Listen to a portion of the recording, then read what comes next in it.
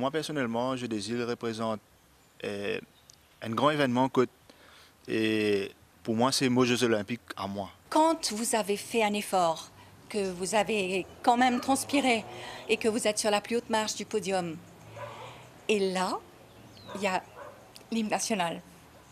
Ça, c'est assez extraordinaire. C'est Maurice. Vous êtes vous, mais vous êtes surtout votre pays. Les confidences d'une légende qui a côtoyé les plus hauts sommets mondiaux, couplées à l'émotion toujours vive chez la gazelle blonde, 39 ans après avoir glané 3 médailles d'or lors des premiers Jeux, résume parfaitement la chose. Les Jeux des îles ont toujours eu une saveur exceptionnelle et nous ont toujours procuré de multiples sensations.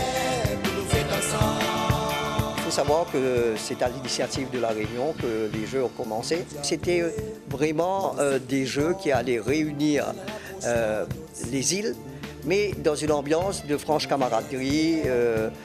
Bien sûr, il y avait une rivalité, mais une rivalité que j'appellerais saine, mais c'était surtout l'esprit vraiment de réunion, de réunification de toutes ces îles, et donc l'esprit était important. C'est l'île de la Réunion qui a organisé la première édition en 1979, sans le Sri Lanka, l'un des 5 pays fondateurs des Jeux, ni Madagascar. Elle s'est tenue du 25 août au 2 septembre.